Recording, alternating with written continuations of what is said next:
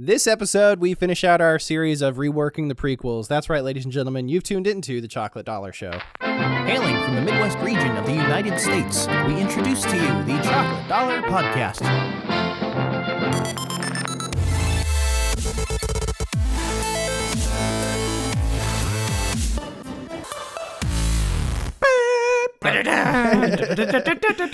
Prequels of Star Wars.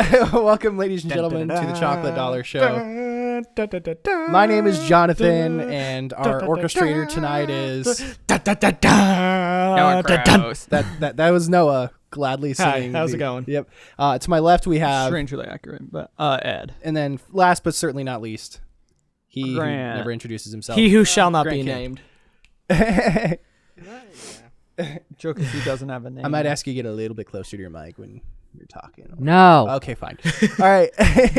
Well, as we said in the beginning, we've been going through this series where we've been looking at the prequels for Star Wars and reworking them. We've already done episodes 1 and 2. So I'll go ahead and put the recap.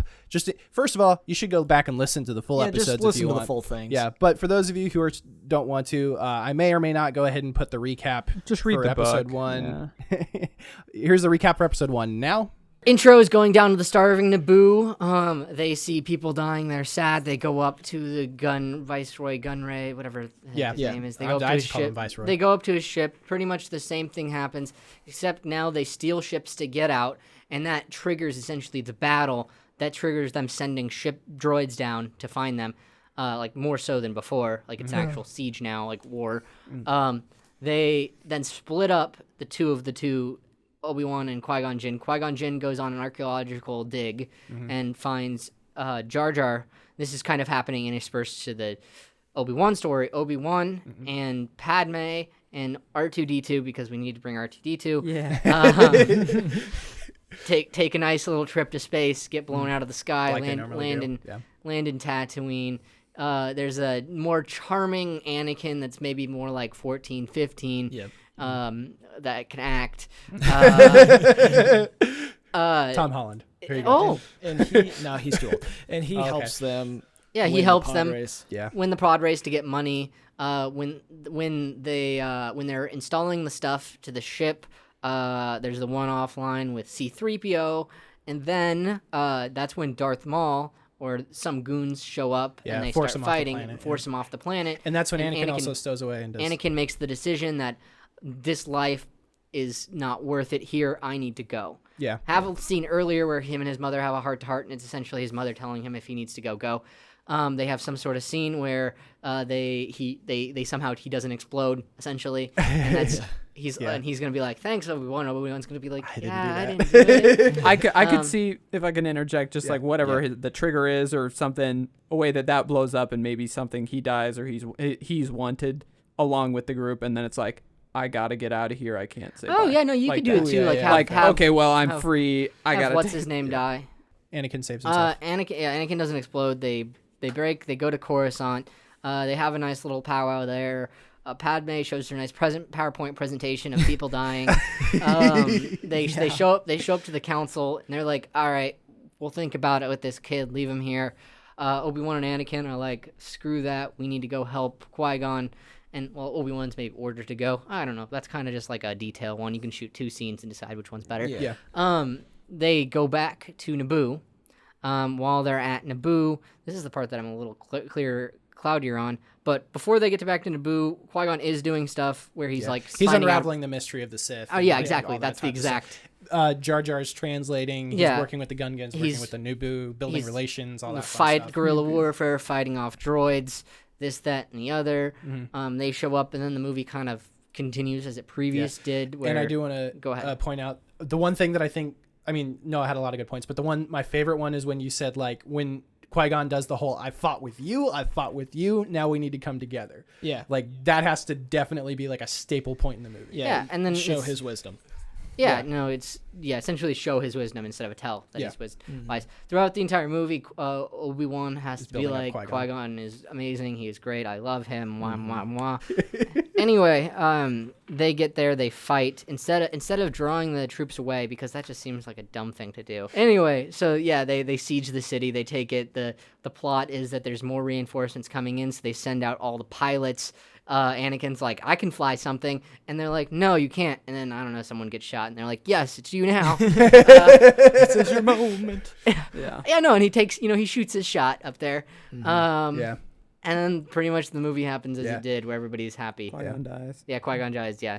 Yeah. I actually really like that. Do you still have the same, like, the peace scene? Like, the peace between the Naboo and the Gungans, I think like, you uniting? make it a little bit darker in the fact that, like, have it happen in the city. There's, battle just happened. Everybody is kind of war torn, and that they have the handshake. They like meet up in the so middle. You still and have they it, and they shake their hands. to honor Qui-Gon. Just some And kiss then- on the lips between like Exactly. They're married now. We're good. Anyway. And then the recap for episode 2. We open up with Obi-Wan and Anakin coming back from a mission. They have their little quips between each other. They get there, they have a debrief, and they talk to the Palpatine, and they realize that there is a explosion on one of the landing pads. They rush over there to figure out if it was Padme's ship or not. Anakin and Obi-Wan are trying to help the wounded, and they see or sense in the distance Jango Fett, the assassin, the bounty hunter. And so Obi-Wan sends Anakin to go chase him. He isn't able to catch him, but he's able to throw a tracking thing on him. Meanwhile, the council is like, why did you send your Padawan after him? Padawan after him. And he's like, I trust him. He's one of the best I've ever seen. And so they're like, well, you can go figure out what's going on with that. We're going to send your Padawan to protect Padme. And so they're chilling on Coruscant, getting to know each other, making googly eyes at each other. And Obi-Wan follows the tracker to Kamino. Meanwhile, we figure out that behind the Jedi's backs, the Republic and Palpatine have made a clone army based on Jango's DNA. And they confront Palpatine. He's like, you can't do anything. They gave me emergency powers. And they're like, wait, what? And he's like, yep, suck it. Meanwhile, dreams. Yeah, meanwhile, like, as Obi-Wan's on Kamino learning about this, and he finds, Jango there and chases him to Geonosis, we have more interactions with Padme and Anakin. Anakin has his dreams about his mommy. He's like, I need to help her. I never got to say goodbye. And she's like, I'm going with you. So they go to Tatooine. He finds her with the Lars family and whatever. He's like, hey, what's going on? He's like, she got abducted by the Tuskens. She's like, I'm going with you. I freed my people. I can handle myself. Okay. He goes, he finds her, and they get to say goodbye, and she dies in his arms. He kills some fools, and then she's like, hey, yo, calm down, and it's going to be okay. Oh, I forgot to say that they have a little smoochy smooch session on Coruscant, but he says, no, I can't do this. And Anakin's having the internal struggle of becoming Jedi becoming a versus- man versus becoming a Jedi. So she calms him down. Sun's getting real low, all that nonsense. And so while he brings her body back to the Lars family, he gets a transmission from Obi-Wan, who has been on Geonosis, and he transmitted Dooku's plan of like this entire droid army, and the Sith are back, they're taking over, and the Jedi are like, yo, that's not cool, we gotta go stop this, and so they go and they talk to Palpatine, and they're like, all right, we don't like it, but we're going to accept your droid or your clone army along with these terms, like we're going to be the generals, like we're going to help bring peace. And he's like, okay, cool. And so they go, he gets to Geonosis before the Jedi do, because he's closer, and he's going to kill Jango, but before he can, Jango's like, yo, fool, turn around, you either have to kill me and sacrifice your lady, or you both go into prison. And he's like, I can't live without you. They have another moment, another smoochy smooch while they're being shuffled into the arena, and they're gonna make it kind of a sport or a game to like watch them die. Same thing kind of goes down of the animals, but they get kind of free, and so the droids surround them and they're like, you will die. And so that's when the Jedi with the new clone army, they show up, they kill some more fools. Mace Windu attacks Dooku to try to stop him, but he's forced off by Jango and quickly takes care of Jango. But while he's dealing with Jango, Anakin and Obi-Wan rush up there to stop Dooku. Dooku, again, because he's a better swordsman, dispatches them. And he's like, you have a destiny still to fulfill, so I'm not going to kill you. But he just kind of vanishes. But, obviously the damage is done. Anakin lost an arm and is sitting in the fire. Padme brings him out, and the clone brings out Obi-Wan. And the Clone Wars has begun, and you get your wedding at the end. Is now. Oh, freaking gotcha. Heckin' got it. Okay, gotcha. Good job. I like it. That was funny. All right, so let's go ahead and dive into episode 3. I actually watched through the 3rd episode with Grant. Hey. This time, and we were actually filming the beginning of a new show coming up soon. But. Yeah, it was fun. Well, yeah, and I actually watched it like less than a month ago, so nice. I'm also on time. So yeah, Ed's just lazy. How confident are you in your recollection of episode 3? Yeah.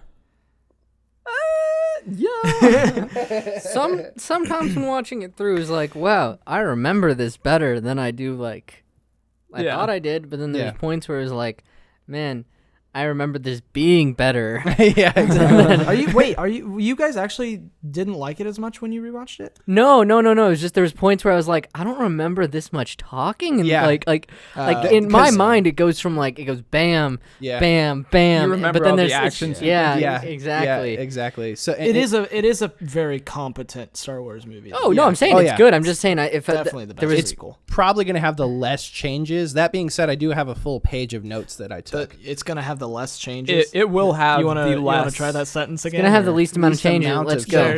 That's the phrase. Anyway. There it is. All right. I'll let you go, but Lest didn't we they like the forget. beginning? Yeah, I liked the beginning. Yeah.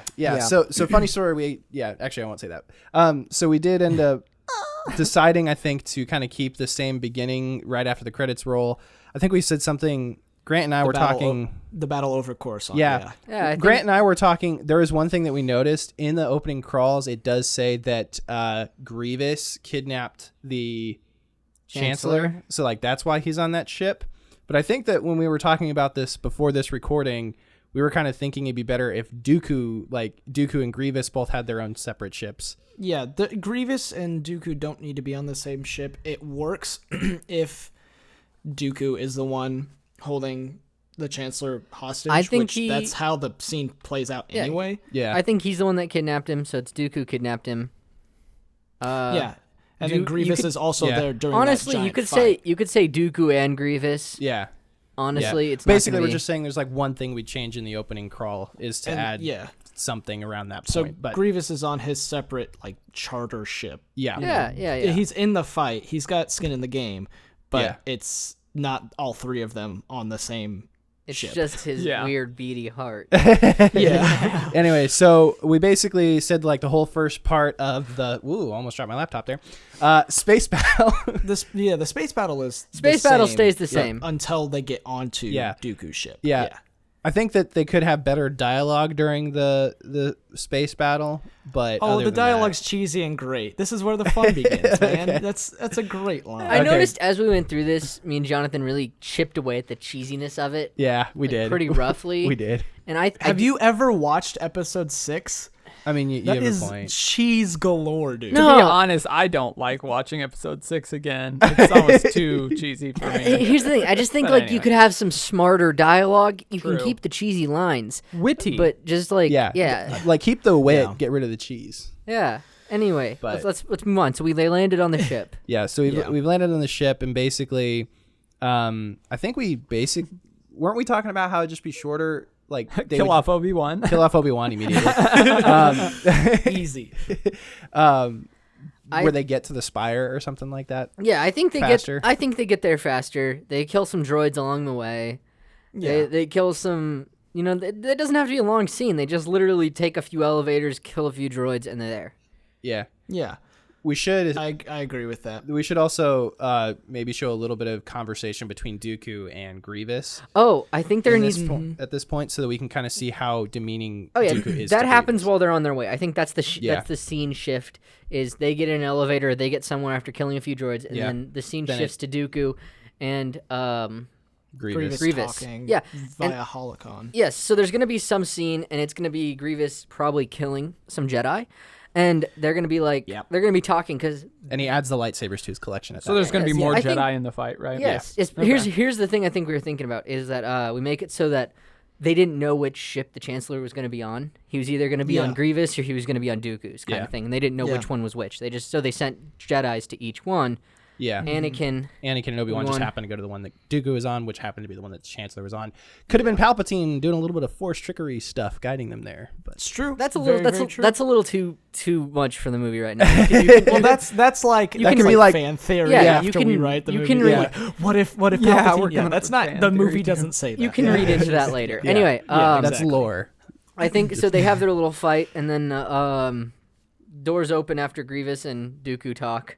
And it's the two Jedi, and they show up, and they have their fight. And did we say anything about the fight? I still think that we should have them find Palpatine and then this whole Dooku entrance thing, because I like the line that Obi-Wan has of Sith Lords are our specialty, and then they go into it. I think that's fine. Yeah, I think you have the fights between Grievous and Jedi 1 and Jedi 2 on his ship interspliced with the fight between Dooku and Obi-Wan and Anakin. I think that works fine. That'd be interesting. I think you make it. I don't know. I think you see him killing maybe. I don't know. I just think just a brutal scene of him calling Dooku and him just like killing Jedis. Just you definitely need to see him just murk some Jedis and add the lightsabers to his collection. Build up a more menacing Grievous.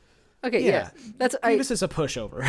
In the current episode 3. You keep him having 2 arms during this entire time. Yeah. Okay. Yeah, for sure. He doesn't need to break it out because he's just like, whatever. These guys are chumps. He crushes a Jedi's head and cuts him in half. Yeah. All the wonderful things. I'd be okay. It's a PG-13. Yeah.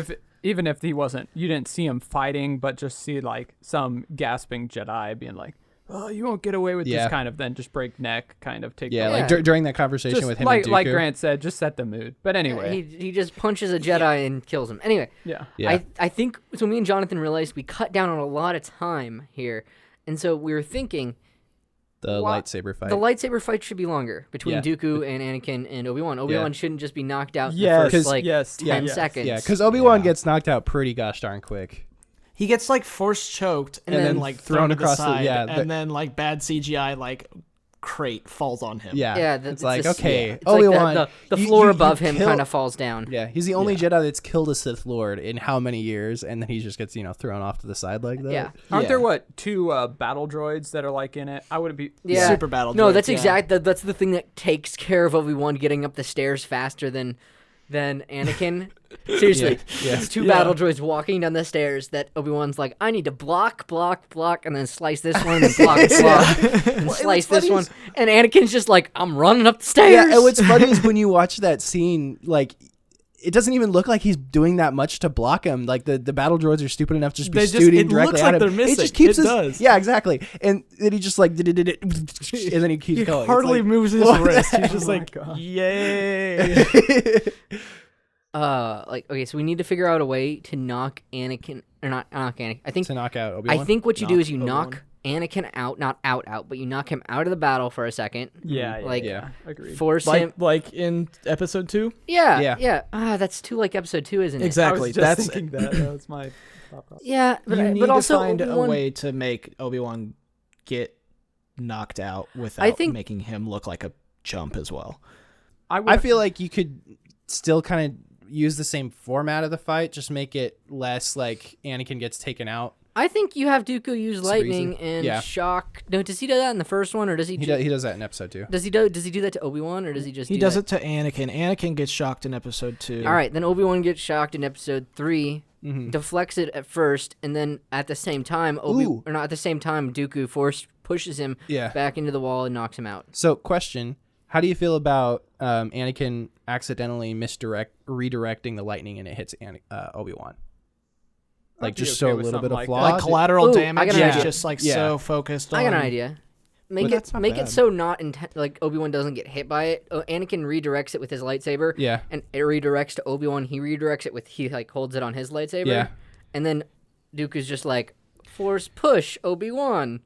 and throws him into a wall and knocks him out. That could be an interesting visual. That sounds nice, but also let's keep in mind that Force Lightning gets absorbed by a lightsaber, not redirected. That's true. True. Not Palpatine's in Lego Star Wars. That is canon. I like the idea of some sort of collateral damage, though. I don't know. I think I just think you have to keep it simple. Obi-Wan just gets keep it simple still, blocked but don't make and it, then knocked out. Yeah. I don't know. It's just, I think the way that he goes out, just make the fight longer. So maybe they're getting worn out, and Anakin does some stupid move where it leaves Obi-Wan vulnerable, kind of vulnerable. So that's when Dooku zaps him, and then kind of knocks him out, and that's when Anakin's like, all right, this is enough of this. I could see some sort of Dooku just shoots some lightning, doesn't do the hold it thing. He maybe shoots a bolt, it hits Obi-Wan, and that carries him, and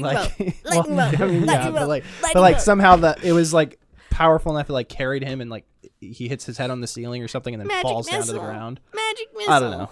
Just something just quick like that. Roll a D3. Yeah. Are you playing Dungeons and Dragons over there, Greg? Anyway, so basically, we don't have to get the specifics on that. Just somehow Obi-Wan ends up getting knocked out. I wouldn't mind. I feel like we've kind of beaten this to death already, but if at some point Obi-Wan had Count Dooku saber to the throat kind of deal, and then chose not to kill him, and then it somehow Dooku, I don't know, distracts him, something in the external battle distracts him, and so that later when Anakin he has shoots lightning at Palpatine. So, well, either way, later when Anakin has the lightsaber to him, the Dooku's you've seen he's too strong, you have to kill him. I was so you kind of, I don't know. Oh yeah, that'd be a good idea. So, I think that's good. So either you way. could have, how the ship loses balance later on when they're trying to escape. I think that could work. We talked about that happening during the battle. I thought that we were talking about when Dooku gets killed, that's somehow Grievous has activated the holocron, he sees it happening. I remember that. Yeah, and then that's when you have Grievous do his whole just a second. So let's what happens. Anakin cuts off Dooku's head. Yeah. All right. I agree. Yeah. He's too dangerous to be kept alive.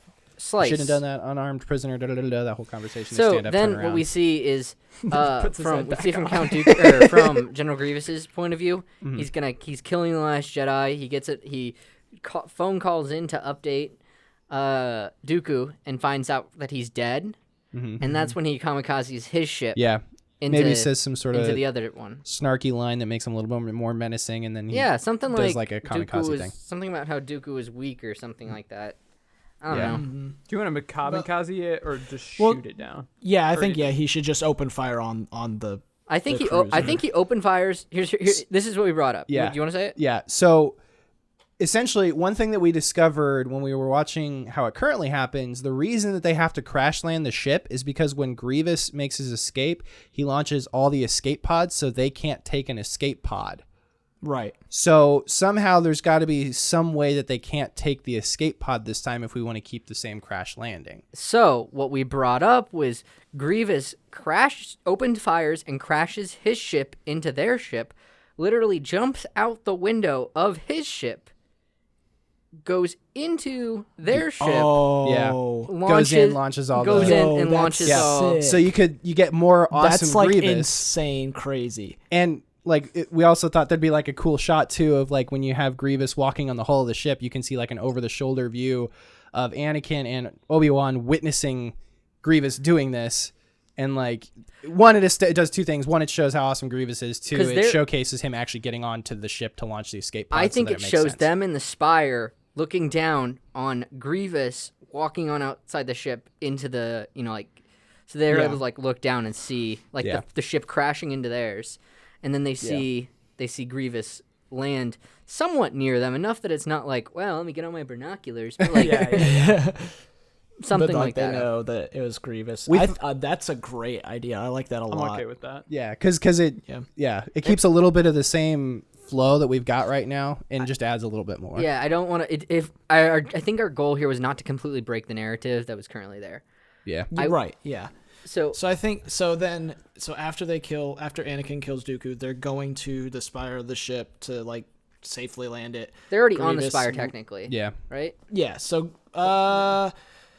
there's 2 spires. Either way, they're close enough. There's 2 spires. They get to a control deck. The spire in the back is the one that they're on. Yeah. And then there's the bridge. The bridge, which is kind of like jutting out in the front. Yeah. So they get to the control deck. Whatever. They get to the steering wheel of the ship. Yeah. And then all the same stuff unfolds. The whole crash sequence. Yeah. And then I think that's when Grievous crashes it and it starts to go down. And I think it's pretty much the exact same sequence then after that with them landing. Another happy landing. Yeah. Yeah. Okay. So we got and then this was the part where I started to get fuzzy because I remember the opening sequence really well. It's everything after that I get a little fuzzy on. So this is where the notes. Yeah, this is where the notes come in heavy. I think we talked. This is probably going to be like Grant and I mentioning what we thought, pitching it to you guys, and then seeing what you guys think, and then either of you doing or whatever. So we think they have the whole thing where they land. Obi-Wan tells Anakin, you have your glorious day with the politicians, yada, yada, yada. They do that whole thing like they do already. And this time, though, instead of Padme being like hiding in the shadows when Anakin gets back, and I think we already talked about this last time, but have Anakin ask C-3PO where Padme is. You mean Padme? Who's Padme? I mean, Padme. You know what I'm talking about. Anakin asks C-3PO where Padme is, and he says, da-da-da-da, and then so he goes to her place, and because what we notice is there's like a lot of back and forth in the first several minutes of episode 3 between Anakin with Padme, the council, Anakin with, and like there's a lot of back and forth, and we just kind of thought maybe you could like tighten that up a little bit by being less back and forth, more this happens, then this happens, then this happens. And so we thought after he asks C-3PO where Padme is, then you cut to the scene of Grievous landing on Utapau. Maybe he throws one of the like long neck guys off a cliff when he's I think they're like, we're a peaceful system. We've already agreed to house your troops, this, that, and the other. And he's like, pray don't alter the deal further. And throws him off. Yeah.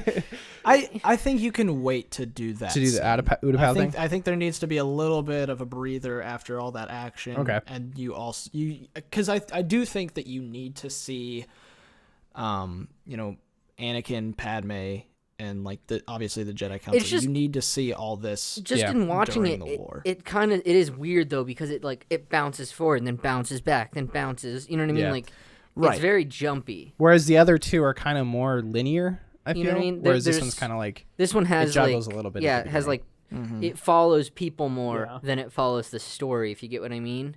Yeah. So that's the difference. So I think we. So here's the thing. I think we just literally have to change the time of day that they land to be a little bit more nighttime.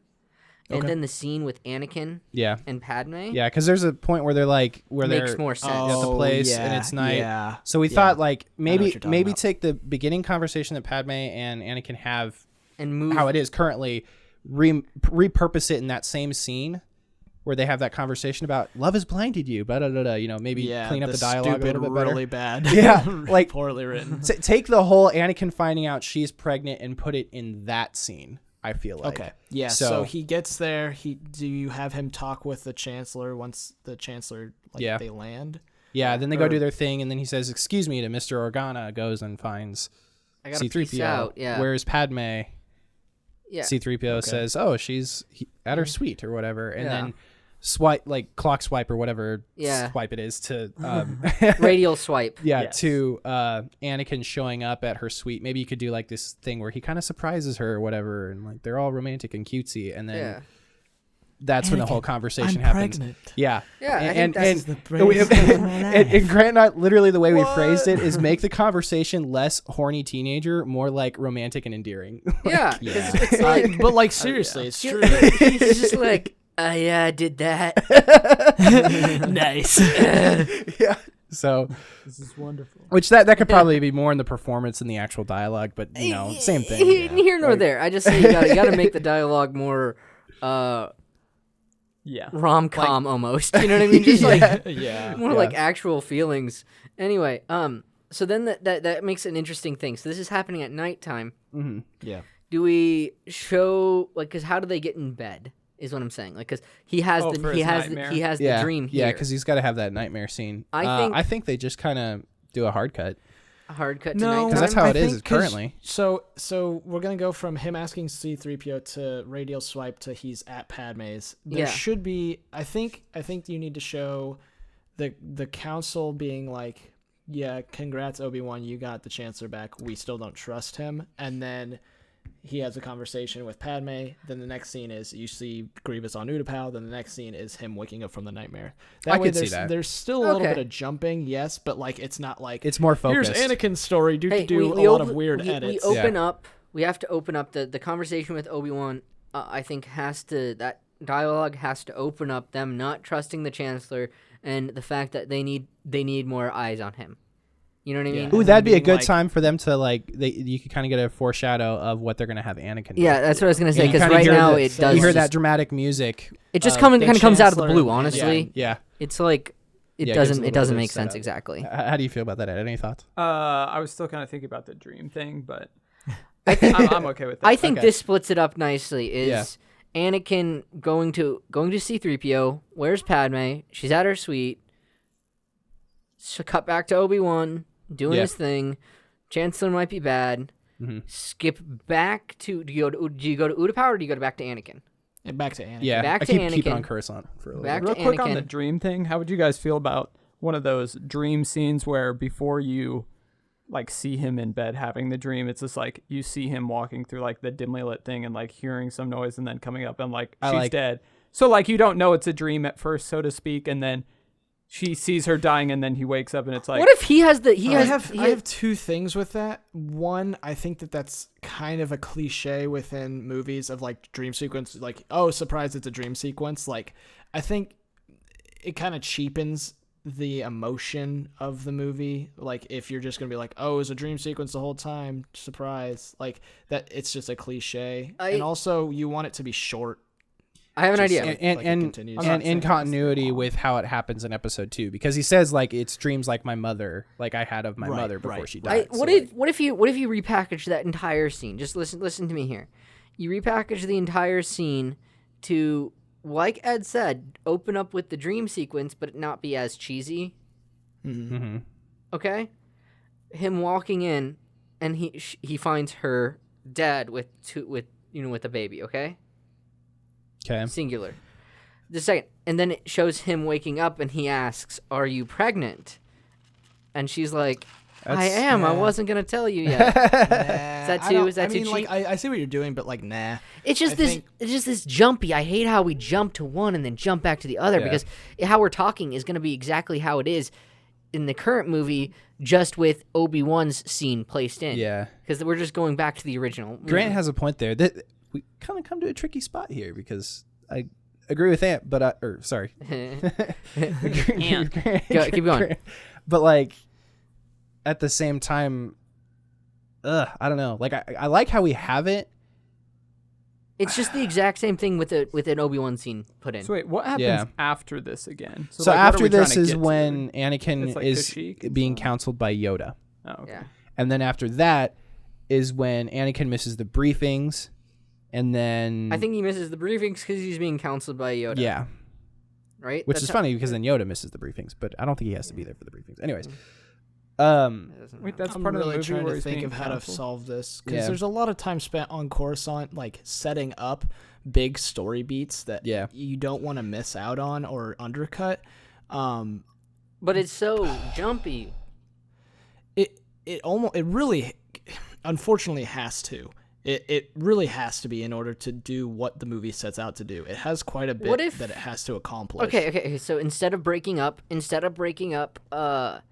Anakin's scenes with Utapau, what if we broke them up with Obi-Wan? So it goes Anakin scene, C-3PO to anime. Anakin and Padme first meeting and being like, I'm pregnant, this, that, and the other, and then going to Obi-Wan at a late night council meeting that's kind of shady, not really, but you know what I mean? Like it's dark outside. It's off books. You know, single screen swipe to. Is it the whole council or is it just Mace Windu I think Yoda? I think it's Mace Windu, Obi-Wan, and throw in like whoever the heck else you want. Just a few of them. Elias Akira. There we go. You know, just like a few people. It's not the entire council. Anyway, that scene happens. Jump back. The council room is like up in the air, so you can see that it's nighttime. Yeah. Mm-hmm. Jump back to Anakin at his place, having his little nightmare. I like that. I like that. He wakes up, has the same thing. Then the next scene is, screen wipe again to General Grievous, landing on the platform, throwing somebody off, because I think this is the time where you've had enough talk, you need to start ramping up. Yeah. Yeah. I agree with that. And then from Utapau, because now you know where Grievous is at, jump back to Coruscant, Yoda counseling scene, go directly into Anakin missing the briefings. And I think we were talking about taking the conversation where, like, stretching out that scene. Let me go. Okay. So we were talking about completely getting rid of Anakin being on the council. Okay? Just completely get rid of that.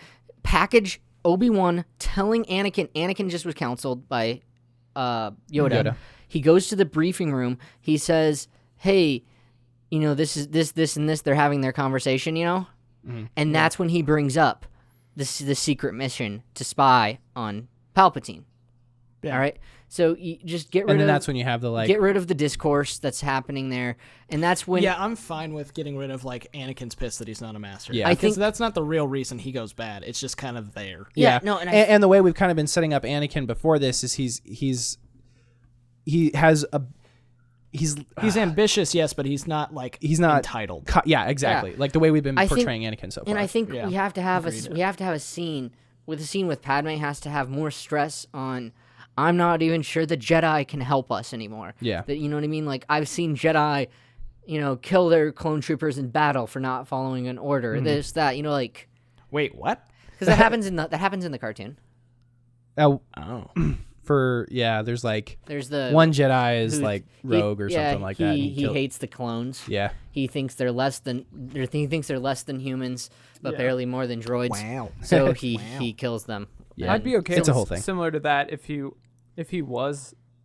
did want to be on the council, maybe he just wasn't whiny about it. But maybe when he's going off things and he's like, I can't even be a a counselor. So it's just kind of a one-off. I can't even be a Jedi Master yet. Yeah. Yeah. I think that's a fine line to say to. It's he's just airing his grievances to his wife. Yeah. It's less him being pissy, more him just and she's reading the these are my concerns. These are my concerns right now. So I think that's great. So back to Obi-Wan and Anakin are having their conversation. All right. So that he had their talk. That was before. Yeah. So that happened when he woke up from the dream. Yeah. All right. So he wakes up in the dream. They have their little conversation. Cut to Yoda's counseling. No, you cut to Utapau. Oh yeah, that's right. Yeah. General Grievous throwing somebody off. Yeah. Then you cut back to Anakin having his little counseling session, missing the briefing, talking to Obi-Wan. Obi-Wan's going to start to give him the mission there. Yeah. And he's going to. I think it has more weight of the Jedi Order going evil per se coming from Obi-Wan, and who up to this point has been his older brother, basically. Yeah, and has been morally sound completely. Yeah, until this point. I think you still have Obi-Wan say, "This is from the council." Anakin, I'm on your side. I didn't want to give you this. Exactly. Yeah. You still got to keep that brotherly relationship because then that makes the fight at the end so much more impactful. So I think. So then what happens is the. So what? Currently, what happens in the movie after this whole assignment? Not yet. He actually airs the whole airing his grievances with Padme, and that's when she says something about "hold me" like you did that first day on Naboo or something like that. Yeah. But that's not gonna be a line. I like that. When our love was so pure. Yeah. Anyway, there was nothing but our love. Who says that? So where does that leave us? What's the next scene after that one? I think he goes and he has to confront the Chancellor. Yeah, where he meets Palpatine at that that weird show thing, whatever it is. No, that's actually later in the movie. No. Than where we're at. Pretty sure it's than where we're at right now. Yeah. I think he goes to something with him though, right? Yeah, he does, because that's to when his the whole office, and the Chancellor says, "They sent you to spy on me, didn't you?" And he goes, "No, that happens. That happens when he talks about Darth Plagueis." Oh shoot, you are right. Frick. I hate that scene though. I don't like it. I know some people do. There are some people that like the tragedy of Darth Plagueis. It's a fun thing, but that does happen next, though, right? Yeah, that does. What if we take that conversation and that happens in his office, not at this weird opera show thing? Yeah, the opera's stupid. I mean, it's not an opera. It's more like a water show in space. But it is technically an opera. It's a space opera. Here's the thing. I do think that like. It's supposed to show like how like cavalier about it he is. You know what I mean? Like I think you can do that in a different way. You can have that soundtrack playing like the kind of creepy undertones, but it's him like at his office looking out over the city. And you can see Palpatine like oh my gosh, like I have so much power, like kind of in his face as he's like looking. I got an idea. So it's like all of his conversation, you're seeing the reflection of him in the window type thing, like over the shoulder. Yeah. See, you know how his thing, just like spire thing, like raises out of the ground. Yeah. From his office, essentially. Yeah. Yeah. Have a meeting that's about to take place there. Yeah. And he has this conversation, and then he leaves Anakin by that opening up. And you see him ascending upwards and Anakin down below looking up. Ooh, that's a good, strong visual. I like it. That's great. I like it a lot. This is also like at the end of the meeting. Yeah, he like goes up. You have like this great kind of red purple backlit from his office, and then he rotates around, and it shows him being lifted up. And then it shows his advisor dudes or whoever sit on that thing with him got to come in at some point to sit on. I think that's awesome when you're like, is it possible to learn this power? Not from a Jedi. And then as he starts to raise. And that kind of starts to show Anakin's transition between being 100% pro Jedi to being a little bit questioning. Turn to backlight Anakin with the city being all red and cloudy and stuff. Ooh, I like it. Oh no, split it. So half of the back of the city is red and the other half is lit up blue. Yeah, or brighter, or brighter. Like you know what I mean? Yeah. Like like a blue sky with some like clouds. on a sunset. Yeah. You know how so like the sun setting on the left or the side sunrise. Of the window. It would like probably be sunrise. It's 100% a side note, but I do remember in elementary school looking at the picture of like half of Anakin's face was dark, half was light. And then like it was either in class or something else I was reading, but talking about like how that shows how he was split and like just kind of the cinematography. No, yeah, stuff. I think and we I was have like, to. I like that. But I want to add some cinematography, like some of that behind him, essentially, is what I'm saying. Yeah, I think that's a good idea. Yeah, I think that's a really good, strong visual, and you still keep. And this is also when Palpatine tells Anakin that Grievous is on Utapau. Yes. Or sources say that's how they open up. That's how they open up the scene. Yeah, that's how they open up the conversation, and then it kind of goes down the other route. And then the next scene is him with what's his name? Samuel Jackson. When Obi-Wan, Mace Windu, and Yoda are riding to. He meets up with Mace Windu, that's when he tells Mace Windu. No, because we're jumping ahead of ourselves a little bit. Because somehow Yoda, there's got to be a conversation where Yoda determines he's going to go to Kashyyyk. I think that's happened before this point in the current iteration of the movie. No, I remember we talked about this. We said that there's going to be the drop ship scene where they're flying through, because that scene happens. Where does that scene? That happens after that scene. That happens after that scene. So that scene has to have Yoda being like. Here's how we fix this. I think that's where you have Yoda being like, "I'm going to go to Kashyyyk." Like they're talking about. Here's how we fix this, right? So after Anakin talks to Palpatine, and Palpatine says, all that stuff about Darth Plagueis, he can't learn the power. He also tells him before he says that story, our spies tell us that Grievous is now on Utapau. So like after that, Anakin's gonna go back, report, hey, I think Grievous is on Utapau. They go, did he say anything else? And that's when he goes, no, that was it. Like he doesn't want to give up some information that might be because he's like, I'm not sure. There is a scene. Sure. I'm missing. There is a scene where Anakin pulls his lightsaber on. That's towards the end. That's a little bit later. Yeah, it's a little bit later. Palpatine flat out says, "I am the Sith." Okay. Yeah, that's later. That's right before everything starts to go down. Okay. So I think that he tells them, okay, he's on Utapau. Grievous is on Utapau. They'll go, okay, well, we're gonna send Kenobi there. Coyote Mooney's already on Magito helping the forces there. I think we Yoda's say something. on his way to Kashyyyk. There, okay. And then, Mace Windu says, thank you. You have gained my trust. Yeah. Or See, what's because what happens currently is in that dropship scene where they're getting ready to send Yoda off. Yoda, Obi-Wan, and Mace Windu have a conversation about Anakin being the chosen one. I think and that's sensing important. the dark. Yeah, I think that's important. So I think you got to keep that somehow. I think you keep. Here's what you do: you show that scene. You show them flying. What are you gonna say? You can keep it exactly the same how it is. What you could probably do is have Obi-Wan just get off some sort of comms call with Anakin, and he gets in the dropship, they start flying off, and Obi-Wan says "Hey, pick me, my lord." Yeah, There you go. Pick me. and that's I think what you do. Sorry, I gotta mention this really quick because in the movie, what kicks us all off is Palpatine suggests that Anakin should be the one to go get Grievous. They decide to send Obi-Wan instead. Yes, but because he's not on the council, that part doesn't matter. Okay, gotcha. We're cutting that. So I think what you do is Yoda will say that line to, the prophecy may have been misread. Yeah. I think he says that when they're going to give, him the assignment in the first place. So a couple scenes ago when we placed it. Okay. So, Yeah. When they're having that when they're conversation in the talking- dark room. Yeah, I like that. Mace Where it's Windu the says, nighttime "I don't thing. know. I don't like having the two of them together. I don't trust it. It is dangerous." And then that's when Yoda says, the prophecy. Yeah. Okay. So basically, you move this conversation way up further in the movie than I it think that's currently fine. A little is. bit earlier. Yeah, I think I like that's it. That works. You feeling good, Ed? Any thoughts, interjections? This is the part of the movie that I'm pretty blurry on. Okay, Yeah, gotcha. I'm- Okay. Yeah. So then they send Yoda So then off. Anakin reveals. Yoda's on the way.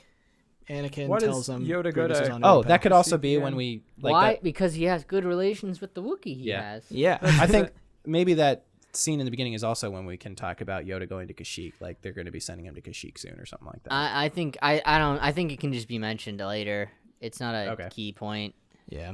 It I literally do- just puts Yoda not on Coruscant. Yeah. One thing that I Yeah. was also thinking, it's a small detail, but for Yoda going to Kashyyyk, I wouldn't mind if there was another Jedi there that had been killed. I feel like there's a lot that we're killing, a lot of Jedis we're trying to kill off, and then someone throws out, well, maybe General Grievous is there, and well, possibly, but we don't believe so. And then just mention something about sometimes the Jedis just get killed in actual war, and then just kind of another sad moment. But then Yoda's like, but I have good relations. I will go take the garrison at Kashyyyk.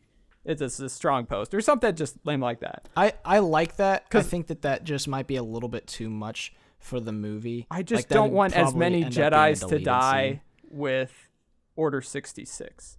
No, I know that's agree. my thing. you It's don't not- want any Jedis to die with Order 66. No, I just As want it to many. be as Oh. many. As many. Yeah. I think it still has to be as many. It has to show that it's this drastic Yeah. death. Okay, We're so jumping too we far have forward. it- Yeah, we are. So I think that after Anakin tells him the information that Palpatine told him, that's when the conversation with Obi-Wan and Anakin has to happen. And that's a good conversation, before Obi-Wan leaves. Yeah. He says, I'm very proud of you. That conversation is very, very Yeah. key and pivotal. Yeah. And you have to keep that pretty much What exactly are your the way notes? that Yeah. it is. So we actually have notes on that scene because we said keep it the same. Maybe Anakin seem a little bit more sincere. Yeah, he In that seems moment- he seems kind of like. Yeah. Then we kind of added. So there's actually kind of a cool visual element in that as well, where when Obi-Wan lighting. says, Yeah, I bid you farewell." Yeah. We thought adding maybe something where Anakin pulls up his holo thingy, Palpatine's on there, and gives him a debrief basically, because so he's the middleman between the Jedi and Palpatine, and he says they're sending Obi-Wan to Utapau to investigate your claims about General Grievous, and then Palpatine says something about, I'm surprised they didn't send you, and then Anakin tries to outwardly show his support for the Jedi's decision, saying, well, I support the decision to send. You can tell he's visually somehow thinking, yeah, I kind of wish I was the one going, but I'm gonna have to muster up my support for the Jedi right now. I think that might still just be a little too much. I think here's the reason I brought that up is it adds a visual that almost all the Sith Lords previous have pulled out a little thing and had a little man that they talk to pretty much the exact same way. You know what I mean? Like it brings up the exact same like it's setting up more. They have that though in Mustafar when he's actually Darth Vader. True. I think that's a better time to use that than here. What do you think, Ed? Do you think add the part? You're the deciding vote here. I don't really remember that part. I would be okay doing it because I was kind of picturing him, that. Like you said, that he's like, but I believe, like just kind of the swallowing hard. But I believe Obi-Wan will do it, kind of thing. Yeah, but I don't know. That's all. I think it's fine. I just don't want to add too much. Yeah, because we are trying to splice down some of this time. Here's the thing: we have already cut a lot of time. Yeah, we really have a whole lot of stuff other before this. Yeah. But anyway, I think we've made it cleaner. It doesn't have to be too long. Like it can be 2 or 3 lines between the two or something like that. Like like after Obi-Wan leaves, like that's when Palp calls him up and he's like, "Hey, so did they give you the assignment?" And he's like, "Nah." It's gonna be it's very fast. I think it's not fine. It's adding maybe an extra 30 seconds to that scene, but or you do it before the entire scene. You show Anakin walking, pulls out his little thing, and is like, "No, they're sending Obi-Wan. I have to go." Click. Obi-Wan and him have their conversation. Obi-Wan leaves. May the Force be with you. They split. And same be with you, and then I kind of like that. Yeah. I like starting that scene with that. I think that fits just fine. So where we're at right now is let's recap. Where are we recapping from? Anakin getting counseled. After counseling, he shows up to the mission briefing, gets the mission, goes to Darth Plagueis. Darth Plagueis gives him his little story. The scene where he's going up. Yeah. Then the next scene is him talking to Obi. Yeah, talking to all 3 of them. Yeah, telling the 3 of them like what his update is, and then they're like, we'll send Obi-Wan, and he says, "Okay, I'll update the Chancellor." I think you can pull Anakin away for a second, then have them finish up their conversation of where they're sending people. Yeah, and then cut back, not really cut, but pan back to Anakin being like, "They're sending Obi-Wan. Shouldn't they have sent you? Like whatever." And he just clicks, I have to go. Click. Yeah. Anakin, Obi-Wan have their conversation. All right. He's on Utapau. That already happened. Sorry. Conversation. May the Force be with you. May the Force be with you. And we added, we had one thing, because like I think there's a point where, because then shortly after that is when Padme and Anakin have their conversation, and Anakin says something about Obi-Wan's been here recently, hasn't he? And she's concerned about you. We thought keep that scene but change it up so that when they talk, Anakin kind of like, that's when he kind of starts airing his grievances about stuff. Yeah, except he tells her like all the details about what he's frustrated about, like the specifics.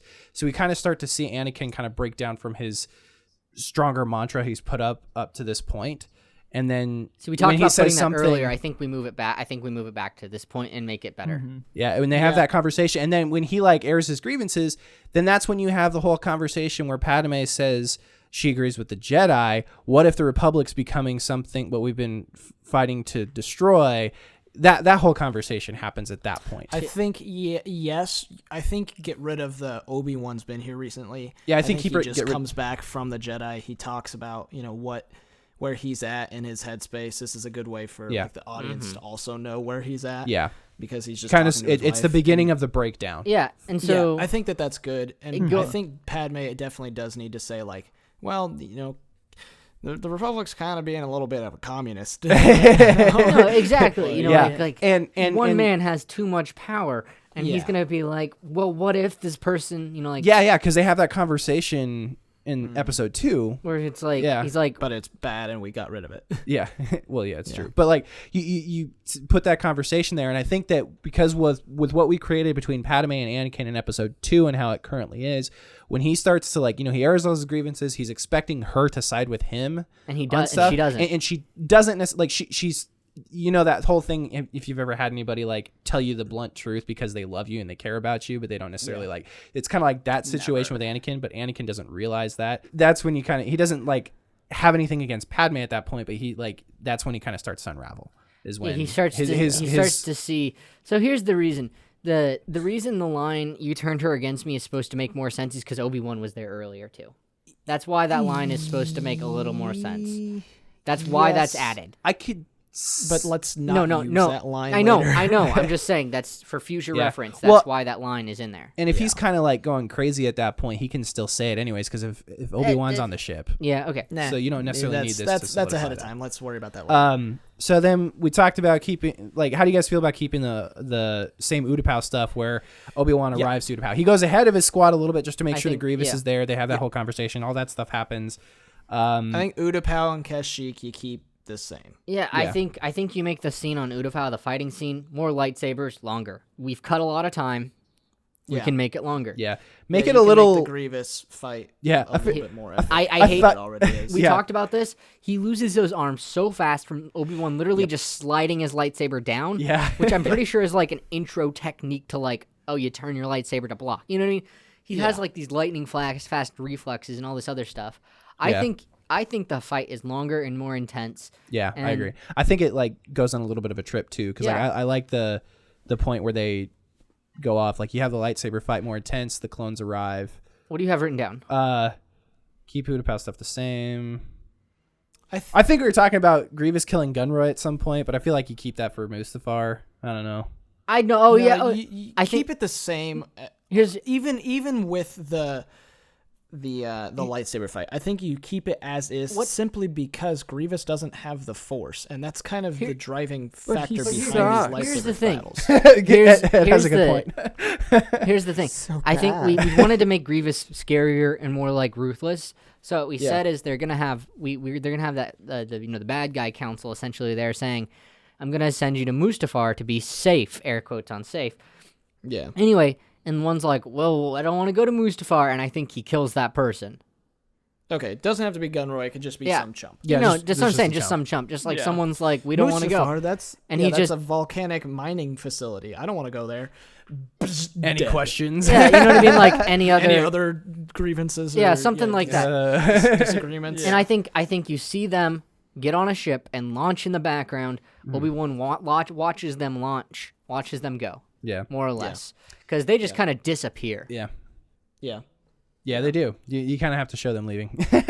Seriously, no, they just seriously vaporize. Like they're just gone. I think you keep the lightsaber battle as is, but maybe turn up the fierce element. I think you make it longer. That's what I'm saying. You make it longer. Yeah. I think you make it more intense. I don't. You know what I mean? Like, I think if you make it longer, you want to include the chase scene / do you also want to include Obi-Wan killing him with a gun? Here's what we talked about. We talked about Grievous and Obi-Wan are having this fight. It's a little more intense, a little less, it's an actual fight, okay? Yeah. Obi-Wan can use the Force and throw him around, but he has the big claws and he's like digging himself in to not be thrown around, essentially, is what I'm saying. Anyway, that fight goes on. When he loses one or two of his arms, we didn't really talk about which one, but he loses one. Instead of just like skittering away, he jumps down and knocks a droid out of the big rolly cart thingy. Yeah. And that's when he starts to retreat. Yeah. And I think you show him blowing up the facility behind him, trying to kill Obi-Wan with explosives, like, you know what I mean, like while he's like carting away, and Obi-Wan jumps on his little lizard and chases him. How about some scene? Okay, I think I got it. Sorry, I keep saying I got this. Some scene. Here's the scene. Shut up. I have an idea now too. Oh, you do? Okay. Okay. After here's the scene. They open up. You're a bold one. They fight. Make it a better fight. Essentially, loses one or two arms. Skitters away. Instead of skitters away, like literally not spider. Like jumps down like. Grapple a level hooks, or 2 levels. Like seriously, like Titanfall grapple hook down into the cart, thing that's like flying by, knocks the droid out, starts driving it away. Obi-Wan follows, brings them to the ship. They fight more. Grievous like knocks the lightsaber out of the hands. There's there should be a Magna Guard. I feel like there's just kind of a Deus Ex Machina, like there's just something there, but like one of the Magna Guard's like shocky sticks. And I think that's how Obi-Wan kills him, by shoving the shocky stick into his chest. Ed, what were you saying? I'd be okay with him doing something like that. I think like instead of the gun, he takes out the lightsabers instead of the hands, and he picks up a Magna Guard's thing and uses that for a little bit of the fight. Mm-hmm. Okay, so he has 3 arms for maybe 0.5 seconds of the fight, and he when he flees with a lightsaber and a staff. Mm-hmm. That's what he flees with. That's fine. And then they have the fight. Obi-Wan, he gets his lightsaber knocked away in Cody's direction. So tink, tink, tink falls down. Cody picks up, looks up at the thing, sees lightsaber swishes going on, and that's when Obi-Wan gets the Magna Stick, half a Magna Stick. I don't know, I don't know what they're really called. The Magna Guard. I know that's what they're called. I know what you're talking about. The little glowy stick with the purple end. Yeah, the glowy stick, and then that's when he shoves into Grievous's chest, and that's when he blows up. Okay. Next scene. What are you saying? What were your thoughts on this? My biggest complaint with Grievous was that with 4 arms, if he fights differently, I feel like he's going to be OP. Which, I mean, yeah, you could play off that. So I would be okay with him having 2 arms, other than the fact that I did kind of like thinking if Obi-Wan cut off one of his arms and then loses his lightsaber, then he just takes one of the other lightsabers and says, well, you're not using it. Literally just that line. But I like either that. way, I don't mind think him that's funny. shooting him in the heart to finish him off, or even the glow stick in his heart, just some other way. What? And I don't know, maybe give him some more snarky Lines. back and forth dialogue of I'd be okay if you beat him with the Force, because that was the one advantage he had. Okay, yeah, I don't know. Either way, he kills I feel him. like during this fight, someone's going to be like, why isn't he using the Force? Yeah. That's how I beat him in Battlefront 2. Yeah. I just go to the edge and force push him up as soon as he spawns in. Yeah, exactly. Really? Yeah. Okay, so what if you make Obi-Wan kind of throw him around a little bit with the Force? I love the it's come not from behind. super win, though. important, but I like the concept of he uses the Force to beat him, because that's his biggest advantage. We don't need to be specific at this point, because let's be real, that would be the stunt coordinator or choreographer. I do think we need to make a motion that his claws feet are digging in during the fight, and Obi-Wan's trying to force him around. Yeah, I like that. That's how he stays stationary until they get on this. He cuts off the arm. They have the little chase thing. He gets to the platform. He realizes that he's not going to be able to force push him if he's going for the claws. So while Grievous attacks him, goes at him with 3 lightsabers, he ducks under him, cuts off his legs, and then force pushes him off, and he dies. You mean off the edge?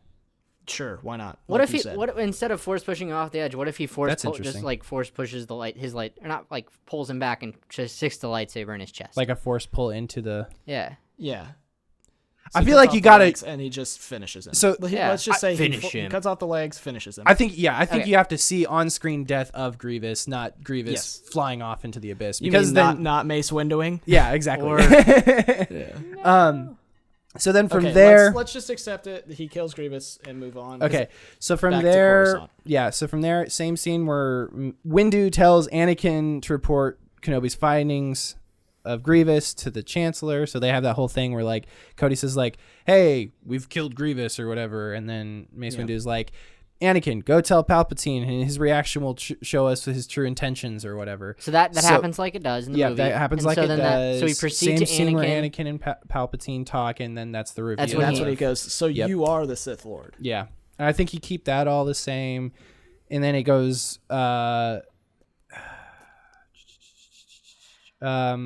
Anakin reveals that he thinks... He goes back to Mace Windu. He talks to Mace Windu. Mace Windu's like, oh, he may be evil, as we thought. And he's like, if you're true... you gain my trust. Gain my trust. Quick thought on this. The way that it currently is, you have the fight scene broken up with this reveal that he's a Sith Lord, and then the end of the fight scene in the current movie. Do we want to keep the whole fight scene into long thing? I think we cut it like that. I think we have to cut it just so it doesn't end and end. I think that cut's not the worst cut ever. Cut it right when they start their chase scene, so you don't see the chase scene, you just see the start of the chase scene and the end of the chase scene. How it is currently. Yeah. Because then what happens is then this scene is where, Cody doesn't say we've killed Grievous, we say we found Grievous. Yeah, he says he's engaged Grievous. Yeah. You look inquisitive, Noah. I mean, yeah, you do want to, when it starts the chase scene, cut back to Coruscant, Anakin's, Mace Windu talk to the Palpy. Yeah, and then they have that scene... The dark side of the Force is strong in that room. Anyway. Yeah. Right. They have... So... Sorry, go ahead. My biggest problem is 3 Jedi Masters just get yeeted to their deaths by one old dude that screeches at them and like, does a little twirly ballet thing. Did we talk about this? We did. Did you write anything down? So really quick, before we get into that scene, I do have an important note that I think I wanted to throw out here. So the whole part where Anakin goes and says to Mace Windu, he reveals that Palpatine is the Sith Lord. I think we need to make the interaction between Mace Windu and Anakin more meaningful. And my thought on how that would work is that line that Mace Windu says where like, no, you stay here. It's for your own good. If what you say is true, you will have earned my trust. Mm-hmm. Like that whole line, I think what needs to happen, because they kind of say it while it's a walk and talk conversation and he delivers his line that way. I think it would be awesome if you got to see the like sensitive sign of Mace Windu here for just a moment, where he stops walking, grabs Anakin by the shoulder, turns him, looks him in the eyes, and very sincerely says his line. Like appearing more sincere, like, trust me. Like he's leveling with Anakin and kind of showing more of like less of his stoic side to Anakin in that moment. Yeah, like this is a legitimate Sith Lord. Like trust me. He is more than Dooku. Like please, like he was the master for your own good. And at the same time being like, you'll have gained my trust. Like this is emphasizing that this is a deep moment of like, which makes the betrayal at the end a little bit more impactful. I personally think, because you got the confirmation from Mace Windu that like, hey, you will have earned my trust. I will see you differently at this point. Like he's emphasizing, and we can give him this is cutting forward again, but we can give him a line while he's dying and be like, Anakin, why? Yeah, I need him. Yeah. But I don't know. Are you guys okay with like adding that little? Yeah, I think that's fine. I think that's fine. Yeah, it's really not changing anything. It's just better direction. That's better directing. I kind of wanted to throw that in there. I don't know. So anyways, I agree with it. So what's the next bit? Where it goes back to Utapau. Obi-Wan beating Grievous, and then it flips back to Coruscant. Where Masters confront the current point in this movie. This is where Anakin and Padme are in their like windows and they stare at each other across the city type thing. You don't like that? Cut it. I think. I think it's a good scene, but I'm not 100% sure it needs to be there. I think it can being conflicted. I think you can start that. I think you can start that scene with it. It's short. It's really short. It's Anakin. Yeah. It's Anakin backlit by the Coruscant in red, and Padme backlit. And then in then blue. You go from one of them staring into the scene where they walk in. Here's the thing. I think it's fine. You have a lot of shots in this movie of Anakin looking somber out into the distance already. I don't think you need another one. Like, this is the least necessary. How many other ones like are there, though? There's the one that we already discussed where after Palpy like says, not from a Jedi, he'll like kind of be backlit, somber looking with Coruscant in the background, you know, the cool cinematography type shot. There's another one later in this movie, in the actual movie, where he's like on Mustafar. Like, do you get a shot of him like with the red in his eyes? There's a second shot on Mustafar while he's looking out, like all stoic, like in his black cloak. There's a couple times where you just see shots of Anakin being like, depression, angst. I feel like as long I'm not the director of this group, but as long as the audience is still thinking and progressing in their minds, then it's okay. Yeah. If the story's stopping for him to look out, then no. That's a very good observation. I agree. I completely agree with that. Yeah. Okay. So let's just move into. And we're kind of like drawing it out a little bit slow at this point too. I feel like because we got to get into. I think weren't we going into that's just my like thought. Fighting Palpatine and them getting So let's talk about that. I think that you can make that scene a little bit longer. I think you make it more floaty, like grab like Palpatine like hitting one in the face, taking their lightsaber, you know, having it flying around. You know what I mean? Make it more like Force and like lightning based combat. Yeah, versus like flippity. As it is, it's just him flipping around. Yeah. And doing CGI / stunt double flips. And it doesn't show his menace. It doesn't show his cunning. It doesn't show how powerful he truly is with the Force. Yeah. I think you could still I think it's because it's cool to see him actually whip out the lightsaber a little bit, but I think you see that with the battle between him and Mace Windu. I think he uses Force to dispose of the other ones. I think he could literally throw one out his back window. Yeah. You know what I mean? Just show that he's insanely powerful from the start. That would be kind of cool too, because if you start off the scene like that, then that whole fight scene, that window is open, and it makes it. You could play a little bit more with the is Mace Windu going to get flung out the window, or is he going to you could kind of play up the intensity of the scene a little bit if it's already open. Yeah, because he's. Yeah. I think let's not worry too much on choreographing. Yeah. The fight. We've already done more choreography. Then. We make it longer. Anyway, make it longer. Show a little bit more of his. Force capabilities. Yep. We were talking about how it's the same, pretty much the same scene. Maybe we talked about it's a minor thing, but him, instead of Mace Windu saying he is the traitor, he'd be like, he is the Sith Lord. I don't know if that's necessary or anything, but we thought that'd be an interesting change. It's not the Jedi way, but the whole scene basically kind of goes down. Yeah. How it is. We also thought, what if Palpatine says every Jedi is an enemy, and his last strand of Anakin trying to be good would be Anakin mentioning Obi-Wan and saying he'd understand, and Palpatine reiterates all Jedi are an enemy or something like that. And then he goes, "Yes, my lord." Yeah. I think that's the final moment of Anakin. He loses touch with his goods. He's broken down. He's Vader now. Thing. Yeah, he's Vader at that moment that he says, "Yes, Lord." After the whole, I think the biggest thing, you still need to play up why he is doing this. You need to play up he is doing this because he is afraid of losing Padme. Yeah. So do you think focus in on that? Do you think in the midst of all the lightning back and forth between what's going on, that you maybe show him having not flashbacks, but you interject him seeing the visions from his dreams briefly, and that just kind of playing up that confusion at that moment? Do you think that would be cheesy, or do you think that'd be okay? I don't think throw in shots. I think you could maybe throw in a sound effect of her screaming, the scream that you heard from the dream. I think that's fine in the background.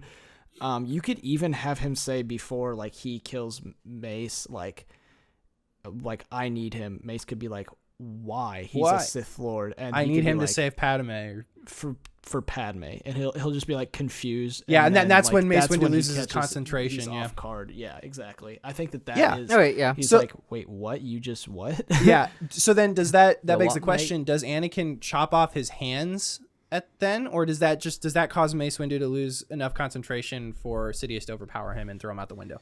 I think him attacking Mace Windu is just a big thing, because he's like, what have I done? Yeah.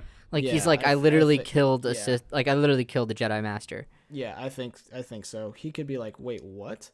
And then, he could still, not be so off guard that Palpatine, overpowers him, but, he could be off guard and, kind of look back and forth. I think he's... Yeah. And then he still goes for the kill, and Anakin goes, no, and, kills him. Yeah, I like that. Just Mace Windu can kind of stutter back a little bit, and that's it. So wait, originally, Anakin doesn't see Emperor Palpatine kill any of the other Jedi. No. Right. Okay. No. Good. No. I think we thought it'd be kind of cool to have Anakin walk over the dead bodies, physically show him walking over it, but that's neither here nor there. That'd be tough. All right, so let's move forward faster. From there, same stuff with Order 66 showed. We thought maybe having some Jedi overpower some of the clones before, so they don't just die like wimps, but they airstrike them. And I think that's what we brought up. Talked about basically showing the murder of some of the Jedi being a little bit more brutal. I think that's a thing. I think we show the Jedi dying. I'd be okay with that. I think we show a Jedi fighting back and killing his troops, and then they just airstrike the heck out of him. You know what I mean? Just Jedi.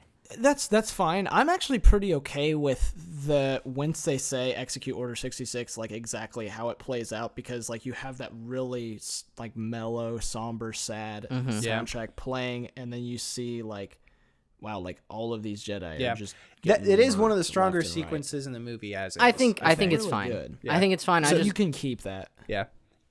You save that for the cutting table. You shoot it and then you decide if you want to add it later. You even have like when they're assaulting the Jedi Temple, like you see some Jedi fighting back. Like you get that later on.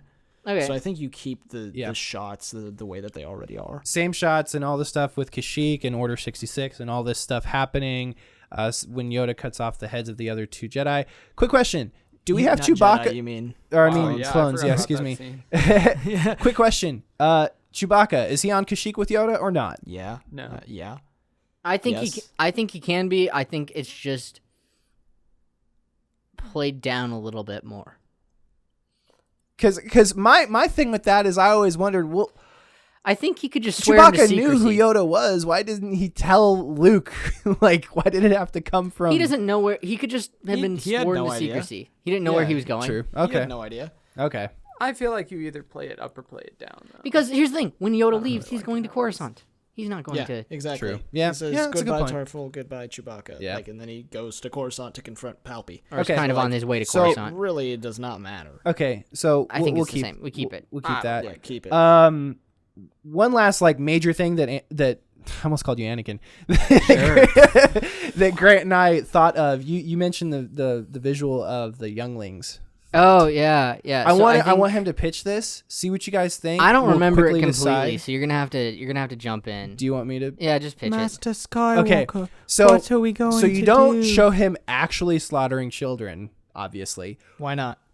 Because this is a family movie as much as it can be.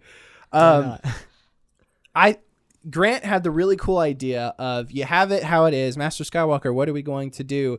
Lightsaber lights up, and then you have maybe the camera kind of like pan out through the window, and you see like outside a ton of the room, and you see all the lightsabers fire up, and you see the light of the lightsabers going, all and you then see all is the little ones dissipating. Yeah, I think you see. So it's a short maybe 15-second thing, maybe even less. Even less, but you still see it's symbolic of the it's so dark. The lights going out.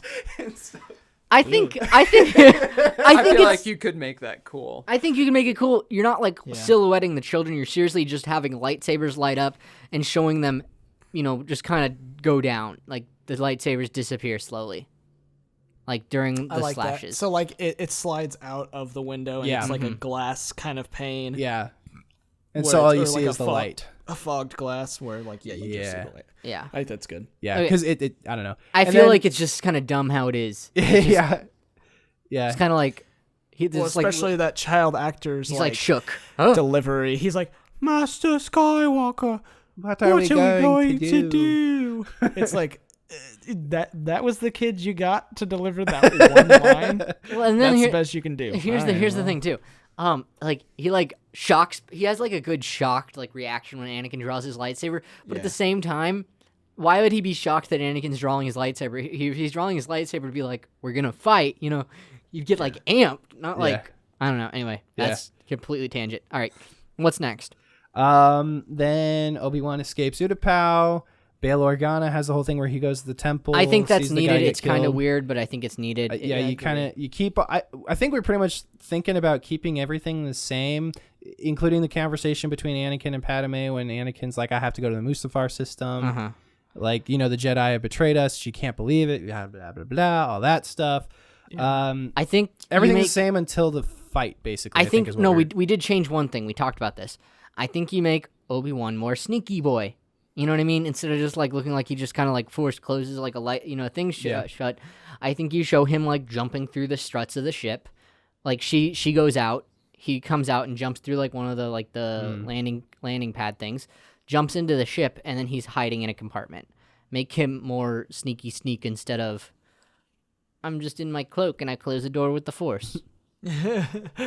Yeah, I think that'd be okay. I'd be okay with that. It's just a small change. It's really just yeah, that's fine. Yeah, but otherwise, everything's the same in terms of and Obi-Wan, Yoda and Obi-Wan going to the temple, fighting them. This is how Liberty dies, and thunderous applause, all that stuff. I think you keep that all the same up into the fight. Another minor change is maybe Obi-Wan doesn't draw first. Maybe he draws reactionary to Anakin. attacking. I think that's better Wait, are we because already on Obi-Wan. Mustafar? Yeah. We're on Mustafar at this point. We really fast forwarded ahead. Okay. Well, I mean, unless there's other things that you guys want to change, but No, I didn't there personally really have any isn't. qualms with anything to change. Because it goes to between there. First Galactic Empire, and then. And then there's like and then it's intercut the Mustafar with the Yeah. Yoda Palpatine scene. Yeah, because these are all together. I think it's fine how it is. And then You killing keep all the Yoda. Rebellion. I think you keep Yoda and Palpatine the same, except for it's really weirdly edited when Yoda loses and leaves. Yeah, we were But talking about that. We'll There's- get to that. Yeah. We definitely need to address Padme, Anakin, That conversation. Anakin, kind of killing her. We really need to address that because that's I a agree. really weird Wait, that's after the Padme- Yoda thing, though, right? No. So that starts the fight scene on Mustafar starts, and then it's intercut between Yoda and Palpatine fighting. Mhm, that's why we were And bringing end of one Palpatine Oh, okay. fight, they go off with Bail Organa, and then the rest of the movie is basically the fight, and then the conversion to Darth Vader and all that stuff. So we can't. We're not actually gonna have Padme die because of the big sad, are we? Cause, I think that's dumb. See, I think you have her actually her organs are failing. Something like that. Then. I think she's received, So I think she's got to. I think she has to die. That has to happen. I think she okay? has to Well, die yeah, because yeah. that's pertinent to the end of the story. But We talked. I go back and forth between liking her dying of a broken heart versus some other thing. It's real dumb. So how do you kill her Can off you then? just say that she was choked and she was on Mustafar and the atmosphere is garbage and just being without breathing that long, it was just something like that. Just be like, she was just, I don't know. Well, but that, Anakin and Obi-Wan were also on Mustafar for way longer, so you can't. they were say breathing, that though. one. but they're magical. But they're Jedi. They got the Force. I think you just have it be her organs are failing. She's dying. So is he gonna force choke her or force lightning her then? Force Because I feel choke her like and you have to force kinda choke her and lightning- throw her back. Threw her back hard enough to internal bleeding. blunt force trauma. Yeah. Yeah. To the head. Yeah. Yeah, Doesn't that kill you he, instantly though? organs bleeding. No, like blunt force trauma. I mean, kind of, but It has, we it have has space to be wizards. a head injury. We have because, space wizards already, so True. Yeah. let's just move past. Let's move past I her think it has to- dying, kind of. Okay, wait. It I has think to be a head injury. real quick, because there's a big difference between choking someone to death and then just being angry enough to throw them back. That's a one thing as opposed to an extended period of time. Of, I think he killing chokes her, And then then throws her? and draws his lightsaber. Mm-hmm. Obi-Wan draws his lightsaber, forces her back. Obi-Wan catches her, and no, take away Obi-Wan drawing his lightsaber. Anakin chokes her, pulls out his lightsaber, throws her back. Obi-Wan catches her a little bit. Not really catches her though. She kind of still, smacked. Yeah. Obi-Wan then draws his lightsaber, and the fight continues. Okay. Were we gonna change the dialogue at all? It's been a while Yeah, since I've I seen think that, but I don't know. You You mean between Padme and Anakin, or between Obi-Wan? Yeah. and Padme, Anakin? well, I guess that whole. Yeah, I think you touch up on Anakin needs to be I did all of this for you, and she's I never asked you to. You're And he's going down a path I cannot follow. Yeah, I think type that's fine. You clean it up a bit. You definitely want to clean up / get rid of Obi-Wan saying only Sith deal in absolutes, because that's a real stupid Yeah. phrase. That's an absolute. You can't say that. Yeah. So clean up the dialogue a bit, but the points are still made of Anakin doesn't believe in you want to show him being disillusioned with the Jedi, just period. Yeah. And he's still conflicted. Do you have Anakin because- say his line about "I can overthrow the Emperor and we can rule the do you have him say that to Anakin? Padme? To still? Padme? Yeah, I think that's Okay. fine. Again, delivery and writing is still fine tuned here. Yeah. But that's the not something we can points are fix right still now. We can made. just say that Yeah. that's better.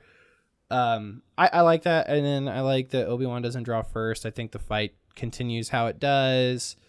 Maybe interject a little bit more dialogue between the two. I don't know. That's debatable. You don't have to. Yeah, and I think you kind of like, I think we just need to figure out a better reason for Yoda to leave in his fight, and then I think the rest of the movie plays out the same way. Yeah. Take out the no, like, do something better with that. But I think you still have something along the lines of no. Maybe you said it twice. No. darn. So yeah, let's address Yoda leaving the fight because he's like embarrassed. That's not great. And then let's also address like they'll just say He did fall pretty far. Yeah, but he was still climbing out and he was still fine. But also like when they're on Paulus Massa and they're operating, just be like the damage to her body is pretty severe. We need to operate quick if we're going to save the babies because she is dying. Yeah, and you keep that all the same thing. You just we don't make it have a broken adequate heart. medical facilities here. We are only a small outpost. Yeah, that's fine too. We're only a dumb outpost. I like that. I like we're that. a freaking rock in the middle of space. What do you expect us to do? Yeah. And aren't C-3PO and R2-D2 on Mustafar too? And like bring they leave with them Obi-Wan. to Polis Massa. because you could have something as like they tried to keep her alive or the baby's long enough or something, and so it's like she's pretty much dead, but somehow the babies are still alive. Well, she still needs to name them. I don't think she names them. Honestly, screw that. All right. I think this is the one thing that Grant and I were like, I wasn't hardcore disagreeing, but like this is the one thing that we actually argued about when we watched it the other night. But I think you can just have her die and they show a baby. You don't have to show two. You can. What if she had it like written down and it's I mean, you already like say Luke babies, so Yeah, just say babies. You see a kid crying. Obi-Wan takes one to one place and Bail Organa has the other. Just kind of cut out. Just the whole same. Just cut out the lines, naming part. Cut out the lines. I could get behind that. I think that's okay That's because you know that's Luke and Leia. Like if you've seen the other ones, you know. Yeah, that's and here's Luke the thing: Leia. like you're adopting a baby. You're gonna name it what you want. Yeah, kind of. I mean, maybe not. I don't know. Anyway, get past that point. Yeah. Why does Yoda leave? Do more troops come in at the end of the fight, or do we? Does he ever use his lightsaber after that point, or could he break his lightsaber? No. Oh, that'd be good. You could have him break his lightsaber. Really good. That's a one good right point. there. Good job, Ed. So- High five. Yeah. Yeah, fixed continuity. Wow, that's great. So that's why Yoda leaves. His lightsaber's broken, and He's overpowered. he's essentially. overpowered right now. He sees that he has to approach this a different way. He leaves. Rest of the movie goes the way it normally does. You end with Darth Vader and Sidious on the bridge of that Star Destroyer, looking at the thing being built. The Bail Organa takes Leia.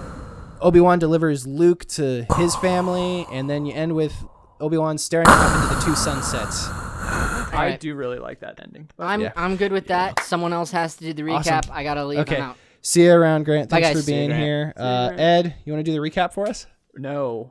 Honestly. Sorry, guys. Okay. I can try to. Okay, you go ahead and try. I'll try to interject where I can. I would do it, but I'm not 100% sure if I'm going to All be right, able to. I got it. Okay. See you around, Grant. He's too drunk. Bye, Grant. A long time ago, in a galaxy far, far away, Star Wars Episode 3. So it opens up. There's the space battle over Coruscant. They're trying to figure out if the Chancellor is on Dooku's cruiser or on Grievous's cruiser. Anakin and Obi-Wan go to Dooku's while a couple other Jedi go to Grievous's. Dooku and Grievous have their little conversation. You see Dooku talk down to Grievous, and then Grievous says, okay, I got to deal with these Jedi that just boarded my ship. And then Dooku deals with Anakin and Obi-Wan. There's a little bit longer fight than normal in between Dooku, Obi-Wan, and Anakin. But ultimately, Anakin does indeed kill Dooku. Grievous actually called Dooku back right as Dooku died, sees that Dooku is dead. You also get to see, Grievous had murdered the Jedi that were on his ship. So he's like, all right, well, they have control of Dooku's ship. It's time to end this for them. So he kamikazes his ship into theirs. While Grievous's ship crashes into Dooku's, he hardcore parkours his way into their ship and activates all of their escape pods and takes one for himself. So they have to crash land like they normally do. So hooray, they got the Chancellor back. Obi-Wan goes to the council while Anakin figures out that Padme's at her place. He goes and visits Padme at night. and ta-da, she's preggers. They go to sleep. We cut back to Obi-Wan at the council. They have a talk about, Anakin is the chosen one, but they may have misread the thing. They do need to spy on the Chancellor, though, because he can't be trusted. He continues to get more and more power. Mace Windu doesn't like the idea of putting the two of them together, but nonetheless. Mace Windu or Obi-Wan? Mace Windu. Okay. Mace Windu's like, he has that talk in the actual movie where he says, I don't like putting the two of them together. It's dangerous. But Obi-Wan's like, yeah, I don't like it either. Why are we doing this? And they're like, well, but we do need to spy on the Chancellor. Okay. So then morning comes, Anakin wakes up from his nightmare. He tells Padme, it's like the ones that I had about my mother. I'm going to go figure this out. He goes to the Jedi Temple where he talks to Yoda, and Yoda's like, premonitions? Premonitions? One of these episodes will just do a complete reenactment of the whole thing, but with us voice acting the whole thing. Oh, gosh. So he has that thing because he was talking to Yoda about this fear that he has, he misses the debrief, but Obi-Wan fills him in on, the war's still going pretty well, but we do have this mission for you. I'm on your side. I don't like it either. You need to go spy on the Chancellor. He's like, okay, that's weird, but whatever. So he goes, spies on the Chancellor. Chancellor's like, did you ever hear the tragedy of Darth Plagueis the Wise? And this is in his office, not in his office. Yeah, not at the opera. When he's getting ready for a before he Congress tells address. this story, he does say, we figured out with our spy network that Grievous is on Utapau. So he tells him the story, and then he's like, yo, you can't learn this from a Jedi. You see a really cool cinematic shot with Anakin being conflicted. And Palpatine rises up from the office to show his rise above Anakin in terms of dominance. Yes. Mm-hmm. A lot of symbolism. And so after that, he goes back to the council. He's like, yo, our spy network apparently figured out that Grievous is on Utapau. And they're like, all right, we're going to send Obi. So after that, he's like, okay, what else is going on? Yoda's on his way to Kashyyyk. A couple other Jedis are also going out to help other people. He's like, all right, cool. He gets a little ring-a-ling from Palpy. Palpy goes, yo, homie, did they send you to Utapau? He's like, nah. He's like, well, they stupid. He's like, well, I gotta go. And so he goes, talks to Obi-Wan. Obi-Wan's like, I am very proud of you, and I know that you're going to do the right thing. You're a good friend of mine and whatnot. I love you. They have a little bromance moment, and he says, may the Force be with you. May the Force be with you, too. Obi-Wan goes on his way to Utapau. Meanwhile, Anakin goes back, talks to Padme about some of the grievances that he has some of the problems he has with the Jedi. And she's like, well, maybe the Republic isn't what we want it to be right now. And, the Chancellor does have a lot of power. It's kind of being like a dictatorship. And he's like, whoa. Chancellor's a great guy. Yep. And that's when Anakin's decline starts. Yeah. That's when he's like, whoa, I don't know what's going on with my world. Everything seems to be falling apart. I don't know who to trust. Mm-hmm. Meanwhile, the Utapau stuff continues to happen like it normally does, except for we see a little bit better fight scene between Obi-Wan and Grievous. He does end up getting the upper hand on Grievous simply because he has the Force and Grievous doesn't. And then you flip back to Coruscant where, Anakin says, hey, Grievous was there, and Obi-Wan engaged him, and he's like, okay, cool. By the way, I'm a Sith Lord. And Anakin goes, ooh, what? So he's like, I gotta go tell somebody. And he runs, and he's like, hey, Mace Windu. And Mace Windu's like, yo, what's up, dog? And then Anakin's like, yo, Palpy's actually the Sith Lord. And they were like, I knew it. And so he's like, you've gained my trust. There's a good, nice little connection moment between Mace Windu and Anakin. He's like, stay here for your own good. Yeah. Stay here for your own good. And Anakin's like, and so they go and confront Sidious, and there's a better, again, fight scene there where you see Sidious is a very, very powerful Sith Lord. And so Anakin obviously does figure that, hey, maybe I should go save this guy because this one thing he told me once about my wife and being able to save her. So he goes and he's like, I need him. And Mace is like, why? And he's like, because Padme made my wife and I don't want her to die. And he's like, you what? And he's like, I'm still going to kill him. And he's like, no, dead. Mace Windu dies and he's like, rise, Lord Vader. And he sends him at this point, the thing that we wanted to keep in mind is the definitive when he says all Jedi are considered an enemy of the Republic. Anakin tries to defend Obi-Wan. It's like, well, Obi-Wan would understand. All Jedi are an enemy. Yeah. Okay. Yes, Lord. Yes, complete conversion to Darth Vader at that point. Yeah, pretty much. So that's when he goes to the Jedi Temple to deal with. That's when he goes to the Jedi Temple to deal with the Jedi, and obviously, Order 66 happens. You see the somber scene of all the Jedi dying, and then you see a better scene of he goes to the younglings, and you get a pull-out shot where you don't see anything happen except for the blue lightsaber against like some fogged up glass, and like you see the lightsabers continue to be extinguished. And so then he goes to Padme. He's like, hey, the Jedi actually are bad. You can't trust any of them. I'm going to go to Mustafar to deal with the Separatists, and everything's going to be okay. Obi-Wan obviously gets out alive. He does some sneakies. And everything's the same pretty much up to... Yeah, everything's pretty much the same of, how it happens. Yeah, until the lightsaber until Padme confronts Anakin on Mustafar.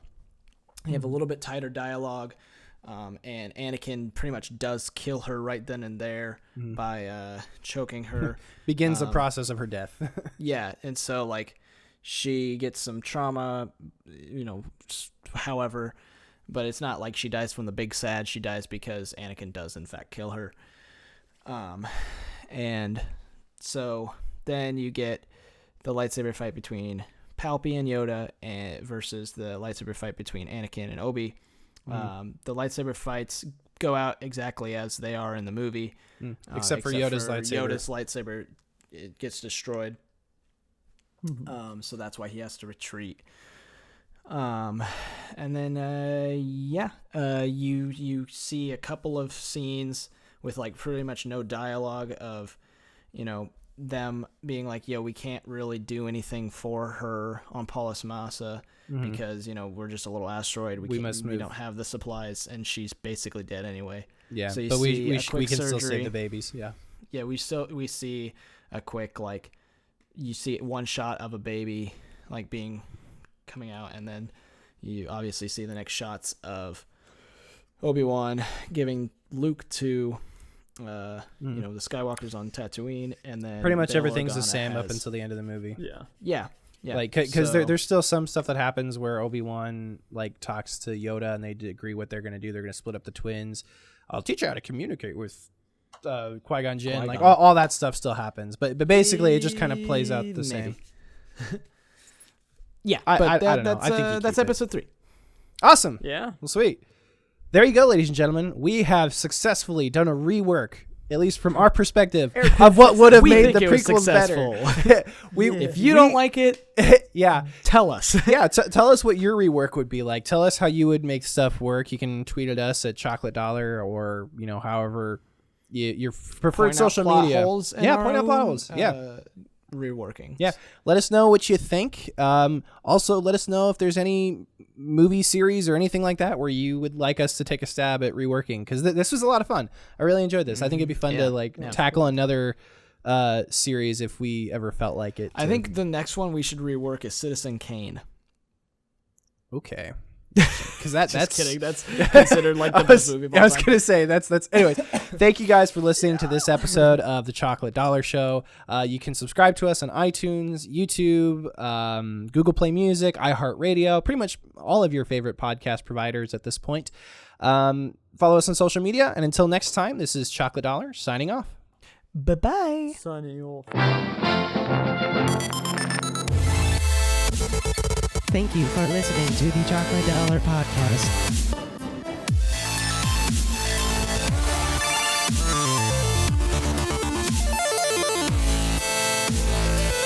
check in next time.